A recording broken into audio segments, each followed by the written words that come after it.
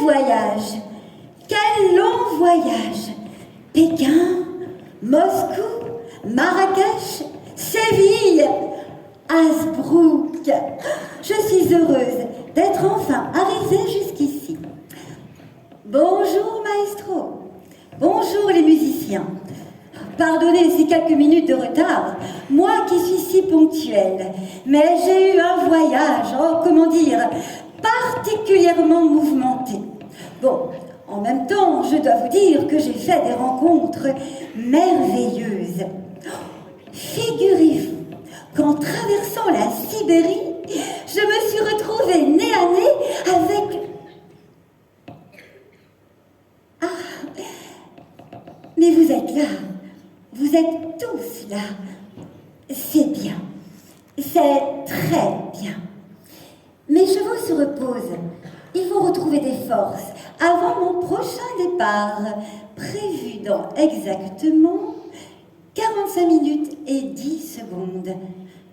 Nous avons le temps de vous raconter une histoire. Voyons. Une histoire effrayante? Eh non, une histoire amusante? Non, une histoire sentimentale? Non, une histoire abracadabrante? Non, ça y est, j'ai trouvé une histoire étrange. Oui, c'est ça, une étrange histoire qui se passe dans une ville de Bavière, là où la magie des jouets n'étonne personne, surtout en ce beau soir de Noël.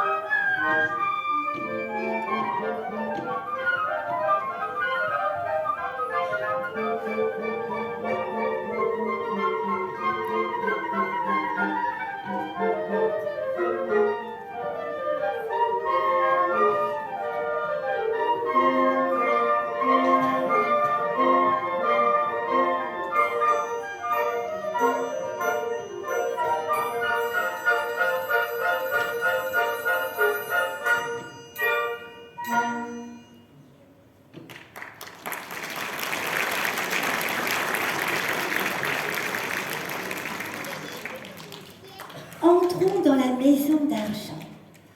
Une grande demeure, magnifiquement éclairée, avec en cette fin décembre de la neige au dehors et du soleil au-dedans. C'est là qu'habitent les parents de Marie et de Fritz. Fritz est un gros garçon joufflu, parfois insupportable quand il se croit seul sur terre. Sa sœur Marie, au contraire, est une jeune fille douce, au teint pâle. De longs cheveux bouclés lui tombent sur les épaules. Au milieu du salon, Le sapin de Noël trône sur une table nappée de blanc.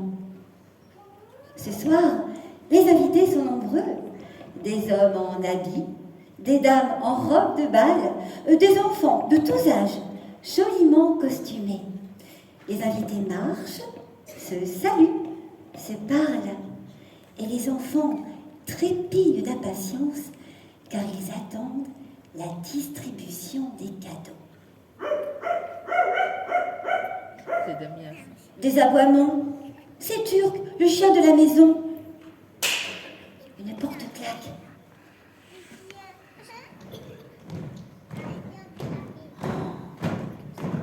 Des pas résonnent. Un homme grand et maigre, vêtu d'un long manteau noir, apparaît. Il ne voit que d'un œil. Et comme il est chauve, il porte une perruque en fil de verre. D'une main, il traîne un gros sac rempli de jouets. De l'autre, un coffre à roulettes. Mesdames, messieurs, les enfants, je me présente. Je suis Christian Elias Drosselmeyer. Veuillez toutes et tous excuser mon retard. Les enfants s'approchent de lui. Ils n'attendent qu'une seule chose, qu'il ouvre son grand sac. Sans plus attendre, Drosselmeyer dénoue le ruban et sort de son sac des poupées, des pantins, des peluches, un arlequin, un Pinocchio, un fusil de bois, des soldats de plomb, une panoplie d'indiens et une kyrielle d'instruments de musique. Un tambour, une trompette,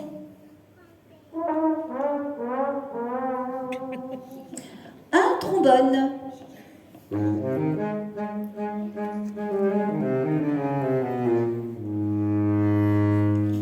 un saxophone, un hautbois,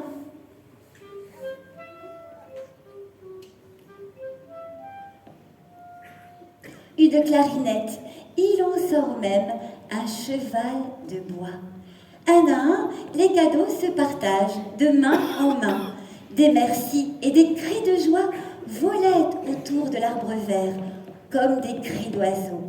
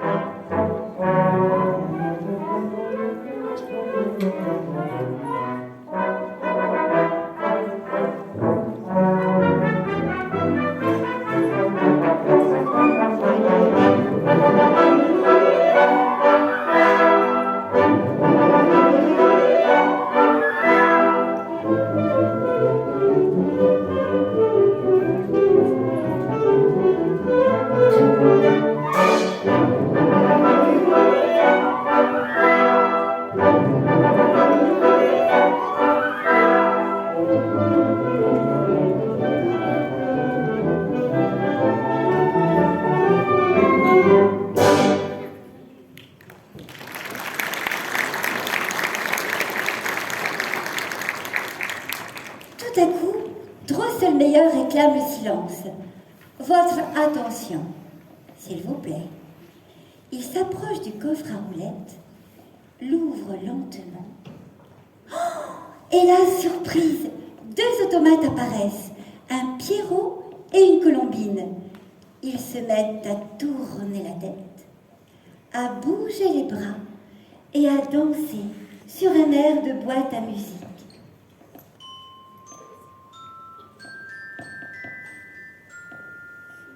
Il faut savoir que Drosselmeyer, qui répare les pendules comme personne, parvient, nul ne sait comment, à donner vie aux jouets qu'il fabrique. Il prétend même qu'un jour, il leur donnera la parole. Tout le monde se réjouit et applaudit ce spectacle fabuleux.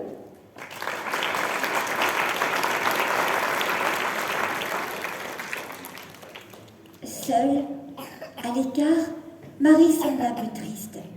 L'oncle l'a oubliée lors de la distribution des cadeaux et le grand sac est vide. Marie n'a plus l'âge de pleurer devant les autres. Drosselmeyer s'en aperçoit. Il plonge alors une main dans une grande poche de son long manteau noir et en sort un objet étrange.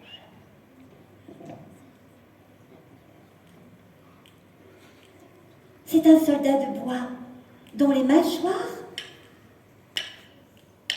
servent à briser les noisettes. Il l'offre à Marie.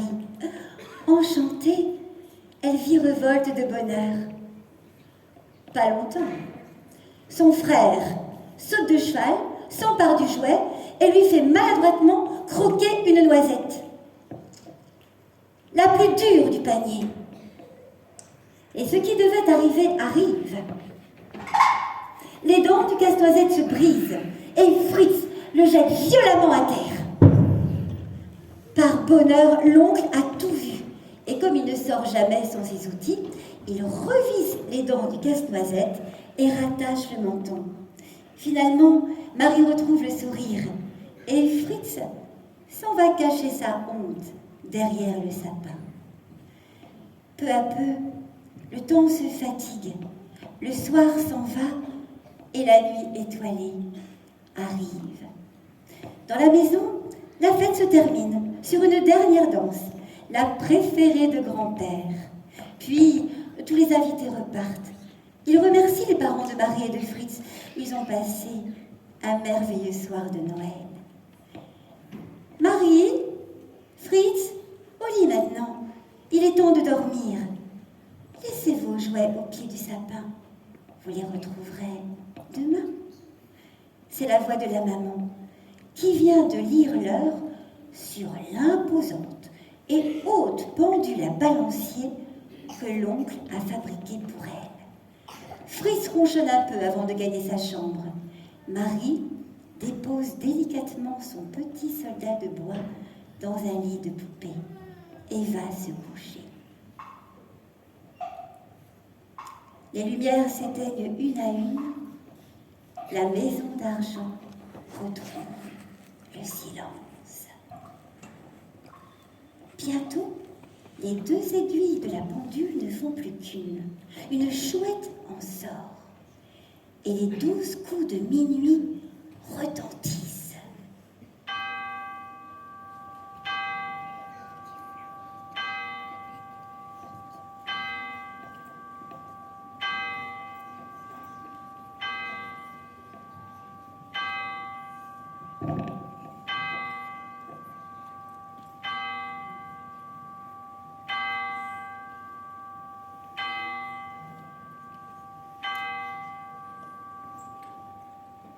Marie se réveille, elle quitte son lit, elle veut revoir son casse-noisette.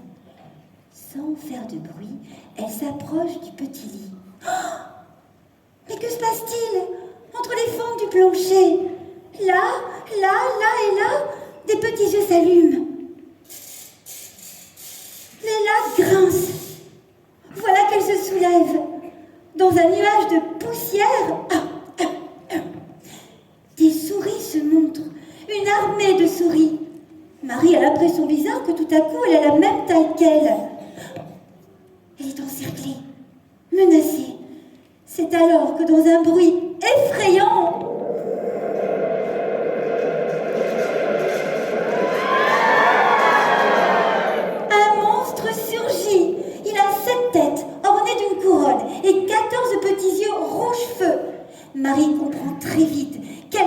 demande-t-elle? Le roi des souris. Elle n'est pas peureuse, Marie, mais face à un roi aussi hideux, elle recule, et en reculant, sans le faire exprès, elle heurte les jouets laissés au pied du sapin. C'est magique!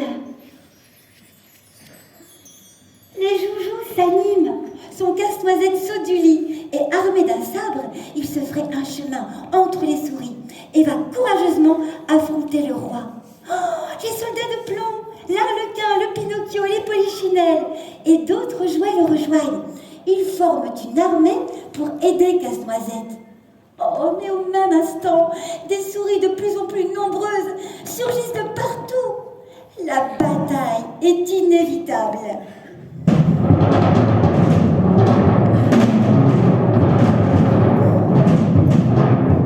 Très vite, les jouets sont percés, griffés, mordus. Ils prennent la fuite, mais pas Casse-Noisette. Le pauvre petit soldat de bois se bat avec courage et acharnement. Seulement voilà, que peut-il faire face à une telle armée galvanisée par son roi? Cerné de toutes parts, il est en danger, en très grand danger. C'est alors que, sans réfléchir, Marie enlève un de ses chaussons et de toutes ses forces le jette dans la mêlée. Oh, le roi le reçoit en pleine tête. Il titube. Casse-Noisette en profite. Il brandit son sabre, touche l'affreux monstre qui s'écroule, roule dans la poussière et... Il ne se relève pas. Le voyant immobile, mort peut-être. Les souris emportent le roi vaincu et se sauvent en désordre par où elles sont venues. Bravo! Marie sursaute. Cette voix... Mais que fait Drossel Meilleur tout en haut de la pendule, assis à côté de la chouette? Et pourquoi n'est-il pas intervenu quand Casse-Noisette était en danger? Oui, dites-moi pourquoi.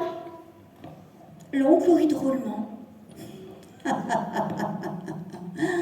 C'est mon secret. Puis il disparaît, on ne sait comment. Il se passe alors une chose extraordinaire. Un éclair blanc jaillit. Oh, le soldat de bois! Il se transforme en un magnifique prince. Il porte une redingote de velours rouge brodée de fils d'or, des bas blancs, des souliers vernis et sur la nuque, une tresse nattée. Le prince s'incline. Oh, permettez-moi de me présenter. Je suis Casse-Noisette, le prince des poupées, et le neveu de l'oncle Drosselmeyer. Oh, mais enfin, comment tout cela est-il possible? Laissez-moi en 2 mots vous conter comment moi, devenu pauvre petit soldat de bois. Eh bien, oui, allez-y, je vous écoute. Dans un royaume très très loin, vivait une princesse nommée Pirliput. Elle était devenue très pas belle à cause d'un mauvais sort lancé par la reine des souris. Elle ne pouvait en être délivrée qu'en mangeant l'amande de la noisette la plus dure du royaume, la noisette Krakatuk. Oh, réussir casser Krakatuk, gros problème. Bien des jeunes gens étaient venus et tous cassaient les dents.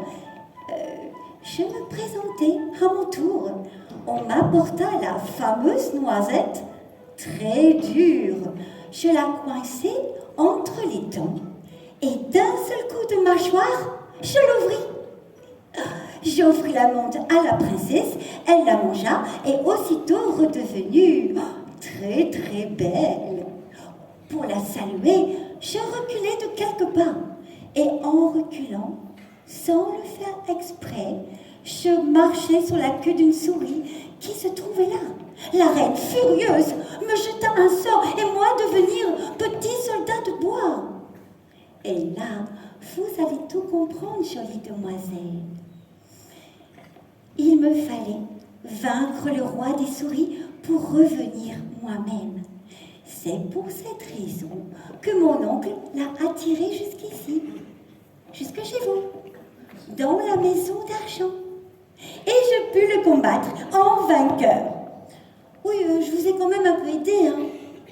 Oui, vous m'avez aidé et je vous en remercie. Aussi, accompagnez-moi, je vous prie, jusqu'au château enchanté. Eh bien, oui. Sehr gut. Allons, Stell. Bonnet, chapeau, peau de renard, bottes, cape et manteau. En moins d'une seconde, ils étaient habillés chaudement de la tête aux pieds. Main dans la main, ils quittent la maison d'argent et courent à travers la forêt, emportés dans des tourbillons de neige. Ils vont loin, très loin, jusqu'au royaume des délices. Ils arrivent à l'entrée d'un magnifique palais construit en dragées blanches, dorées et argentées. Il est flanqué de 4 tours très hautes.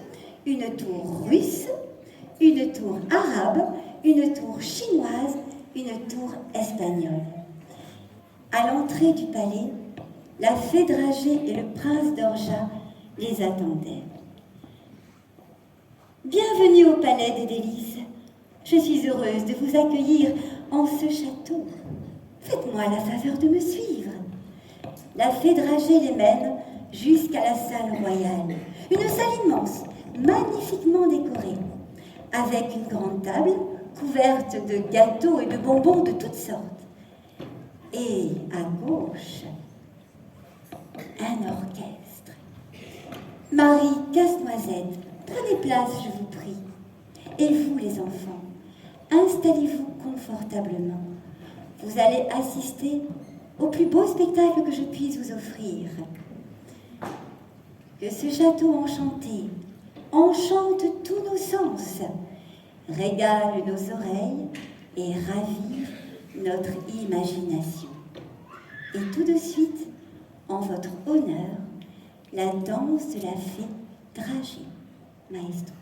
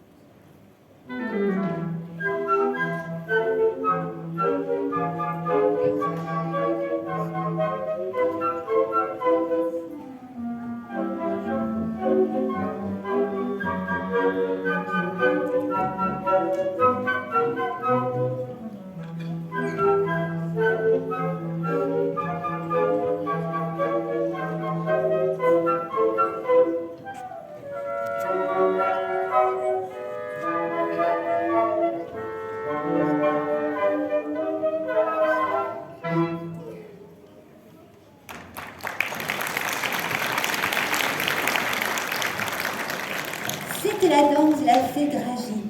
Et tout de suite, la danse russe.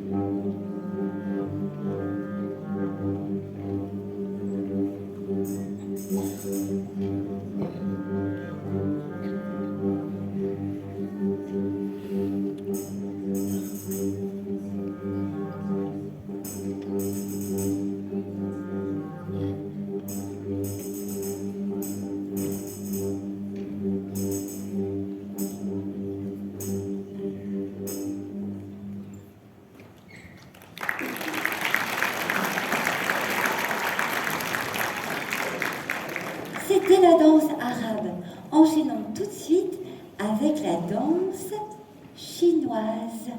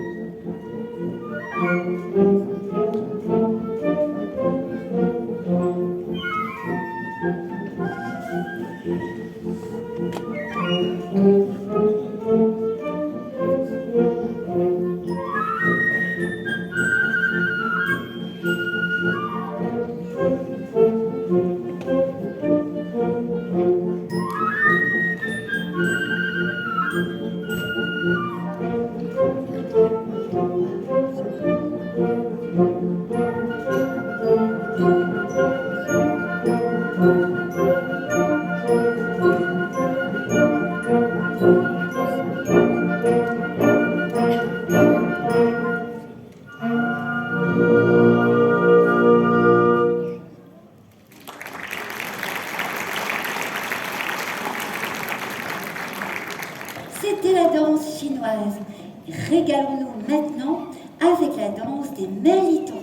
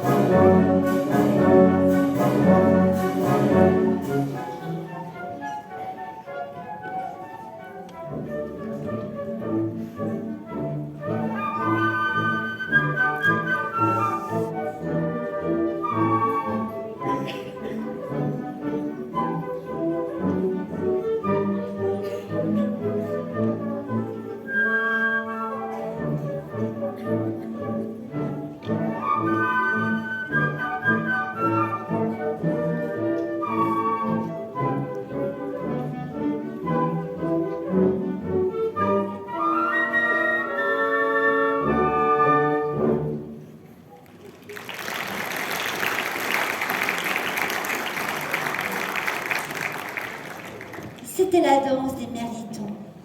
Et nous allons poursuivre enfin avec la valse des fleurs. Mais cette fois, entrons dans la danse.